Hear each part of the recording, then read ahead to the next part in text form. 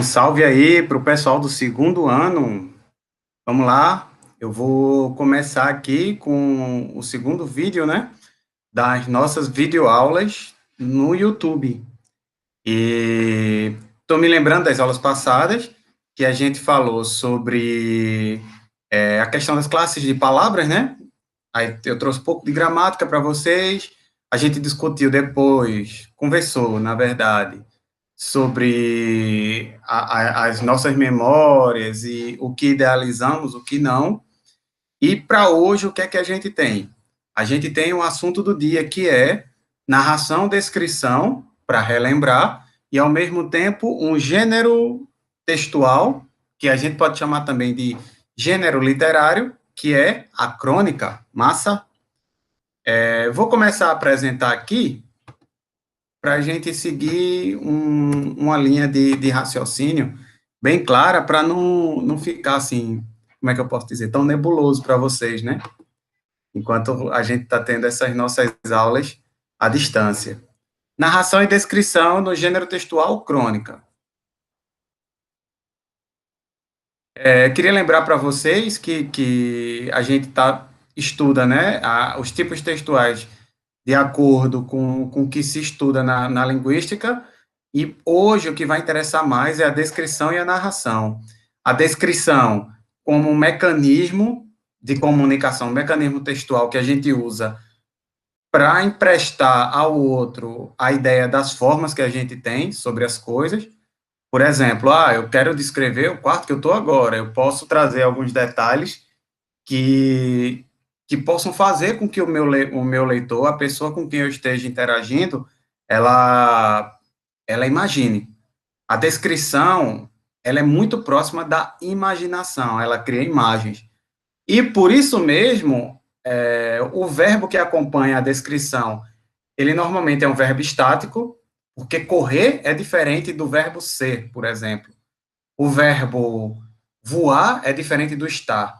O ser e o estar são verbos muito mais estáticos. Então, quando eu digo, por exemplo, esse ventilador aqui, ó, é branco, eu estou me aproximando muito mais da descrição e estou usando o verbo estático e, ao mesmo tempo, trazendo alguma forma para vocês. Já na narração, não, gente. A narração, ela demanda movimento. Por exemplo, hoje eu almocei, falei com minha irmã, brinquei com meu sobrinho e agora estou aqui dando aula. Vocês já percebem que os quadros mudam, mas não dá tanto tempo para imaginar coisas. Por quê? Porque a gente fica pensando no mundo da sequência, das ações. Então, narrativa, a gente conta uma história a partir de sequências, enquanto que descrição, a gente vai trazendo as formas que a gente pode enxergar no plano psicológico, no plano concreto, mas ainda assim, a descrição, ela mora aí, nesses verbos estáticos, nesses complementos, que são, normalmente, palavras substantivas, adjetivas, que vai dar essa ideia de formato, tá certo? Para que tudo isso? Para a gente ver como é que isso funciona na prática. Ainda não estou falando de crônica, viu? Eu volto ao gênero literário romance, que é Iracema, e aí mostro para vocês que dentro dos textos literários, dentro das músicas que a gente escuta e dentro dos nossos próprios textos, às vezes a gente sente necessidade de estar descrevendo melhor. José de Alencar, quando escreveu Iracema, ele sentiu a necessidade de, como é que eu posso dizer, mitificar a Índia. Mas antes de mitificar, tinha que convencer as pessoas de que aquela Índia era uma Índia diferenciada. Nada melhor do que começar a criar imaginação no leitor. Vamos ver como foi que ele fez. Além, muito além daquela serra que ainda azula no horizonte, nasceu Iracema. Pronto. Já demora para aparecer verbo, vocês estão percebendo, né? Iracema, a virgem dos lábios de mel. Eita, estou imaginando a boca de Iracema agora. Que tinha os cabelos mais negros que a asa da graúna, e mais longos que seu talhe de palmeira.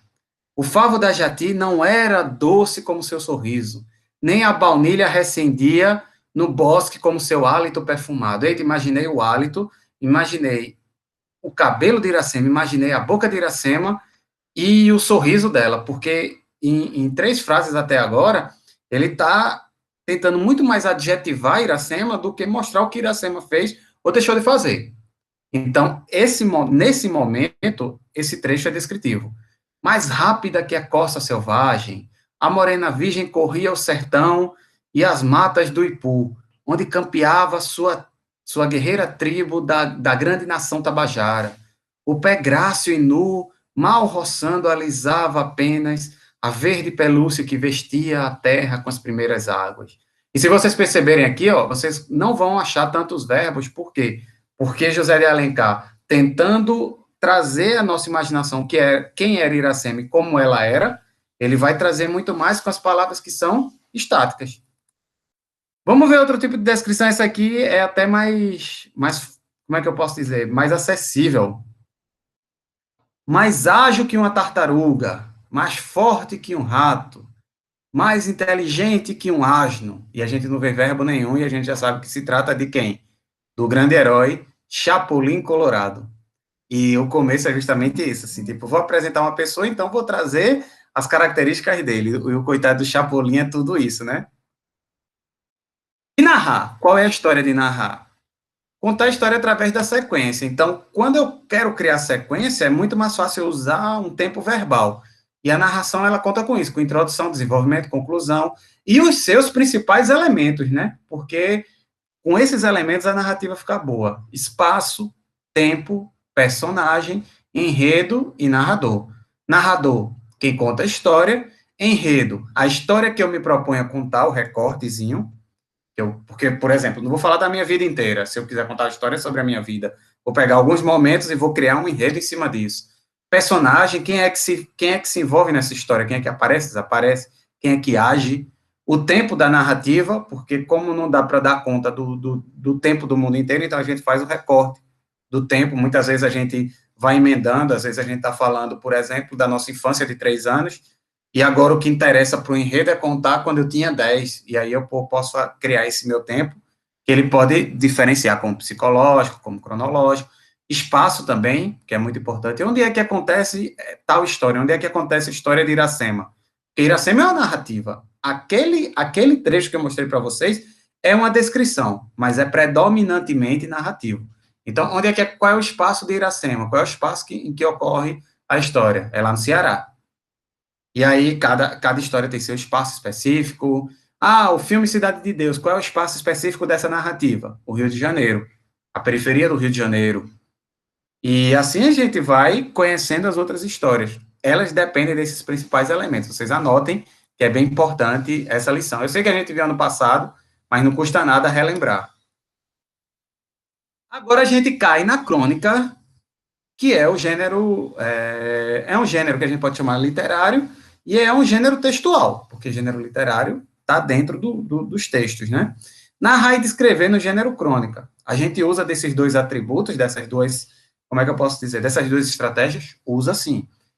Literatura, jornalismo, por que essa pergunta? Porque a crônica, diferente dos outros gêneros, ela nasceu muito colada à atividade jornalística. Por exemplo, quando tinham as grandes descobertas, ou quando alguém saía para fazer alguma expedição, assim, geralmente o cronista ia ao lado, porque o cronista é o que vai anotando, só que o cronista, ele é diferente de um repórter, por quê? Porque o cronista, ele não tem, como é que eu posso dizer, esse casamento com a imparcialidade. Imparcialidade, a gente sabe que não existe, né?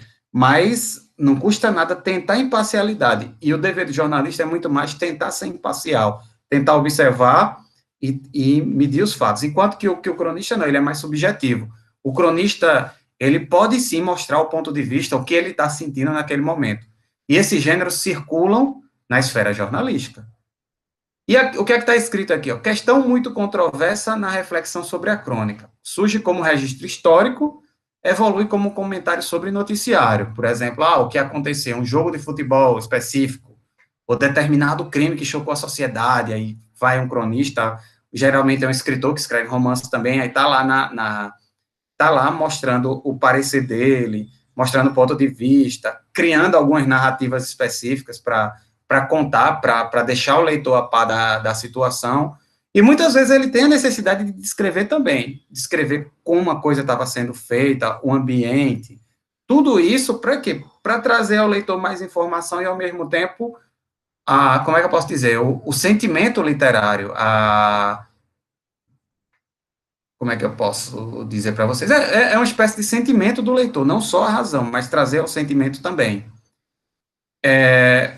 Evolui como comentário sobre noticiário e finda como trabalho de linguagem. E é nesse trabalho de linguagem que vai interessar mais as aulas de português e literatura. Qual é o objetivo? Entreter. Muitas vezes a crônica pode ser divertida, fazer refletir, divertir, comentar fatos cotidianos, tipo, esse vício das pessoas com o Instagram, ou então essa moda agora de cancelar outros amigos. Isso tudo a crônica ela pode dar conta. Essa é a ideia da crônica. Situações corriqueiras vividas com sagacidade, geralmente, a temática e o enredo da crônica. Eu pego alguma situação corriqueira, alguma coisa que pareça besteira aos olhos de todos, e aí trago para que a pessoa reflita e sinta, por isso que eu falo muito em sentimento literário, sobre determinada coisa que parece às vezes uma besteira, tipo jogar um lixo no rio, enquanto eu estou me divertindo. E aí é que tá, isso parece uma besteira, não, isso aí não vai mudar em nada ao mundo, mas aí o cronista ele vai trazer alguma rede de lógica e ao mesmo tempo de sentimento e algum caso específico para mostrar que as coisas têm sim como é que eu posso dizer? As coisas têm que ser pensadas, tá certo? Exploram pensamento, reflexão e humor da situação, e na crônica não há uma estrutura muito bem definida, quando a gente vai falar de estrutura. Mas aí tem uma situação inicial, um motivo da escrita, porque quer queira ou não, você tem que introduzir a pessoa e levar a pessoa até pensar sobre o assunto, né? Uma exposição de ideias, direto ou indiretamente, tipo, eu posso estar contando de algo que aconteceu hoje, posso remeter aos gregos, eu posso voltar lá e criar uma narrativa sobre os gregos, ou então uma explicação, ou até mesmo uma descrição, como a gente vem falando, né? E no final, um desfecho reflexivo, para que todo mundo perceba o que é que está acontecendo. Uma grande cronista, além de escritora conhecida por seus romances, Clarice Lispector. E nesse pedaço de crônica, vocês percebam que tem um trecho que cai muita descrição. Por quê? Porque ela quer passar a mensagem, ela quer transmitir a crônica a partir da descrição das coisas, de mostrar como as coisas são, criar um certo sentimento. Ó. Sou uma pessoa muito ocupada, estou lendo o texto. Tomo conta do mundo, todos os dias olho pelo terraço para o pedaço de praia com o mar. E às vezes vejo que as espumas parecem mais brancas. E que às vezes, durante a noite, as águas avançam inquietas. Vejo isso pela marca que as ondas deixaram na areia. Olha o detalhe, gente.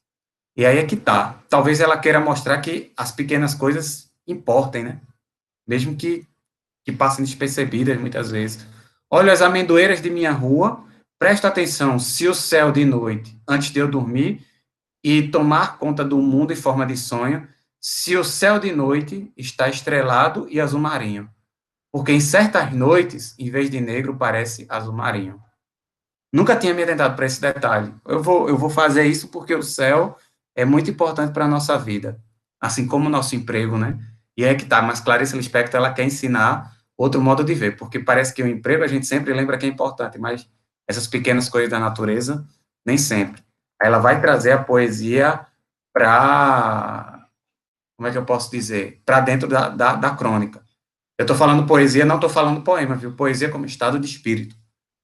E aqui tem outro trecho dela, só que percebam que aqui tem bem mais verbo, ó, e aqui vai ser bem mais dinâmico. Por quê? Porque numa situação de insônia, o título é Insônia, infeliz e feliz. Na situação de insônia, parece que a gente está agoniado, né? Está remexido, e os verbos, eles servem para isso, para mostrar como é que a gente age de acordo com a situação como essa. De repente, os olhos bem abertos, e a escuridão toda escura, deve ser noite alta. Acendo a luz da cabeceira, e para o meu desespero são 2 horas da noite. E a cabeça clara e lúcida, ainda arranjei alguém igual a quem eu possa telefonar às 2 da noite e que não me maldiga. Quem? Quem sofre de insônia? E as horas não passam, saio da cama, tomo café. Olha os verbos, gente, aparecendo. Saio da cama, tomo café, e ainda por cima, com um desses horríveis substitutos do açúcar, porque doutor José Carlos Cabral de Almeida, dietista, acha que preciso perder os 4 quilos que aumentei com a superalimentação depois do incêndio.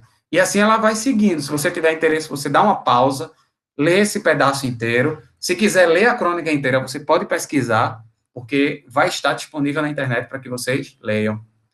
E aí percebam uma coisa, ó, esse uso de verbo fez com que essa crônica se aproximasse mais da narrativa do que aquele outro trecho que eu mostrei para vocês.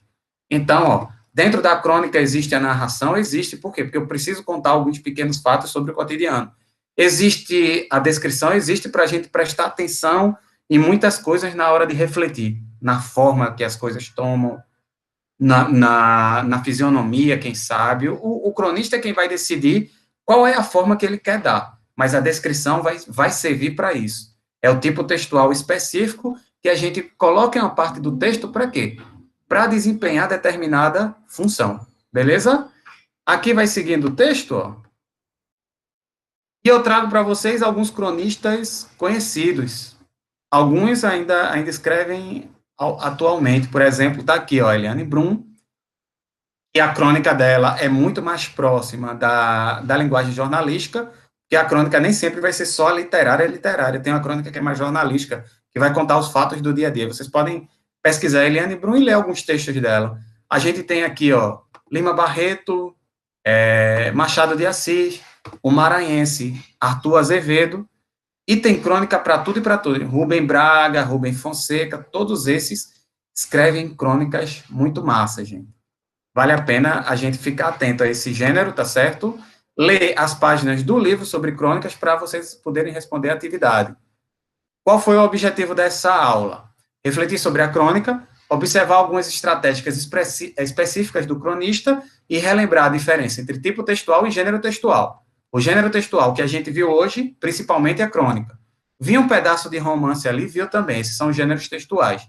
Tipo textual o que é? Narração e descrição. A narração e descrição pode estar dentro do romance? Pode estar dentro do romance. Pode estar dentro da crônica? Pode estar dentro da crônica. Pode estar na nossa conversa? Pode estar na nossa conversa no dia a dia. Tudo isso é o mundo das palavras, é o mundo da linguagem. Deixa um beijo com vocês, ó. A aula terminou. Vou gravar, vou manter no vídeo e até a próxima, viu? Tchau, tchau.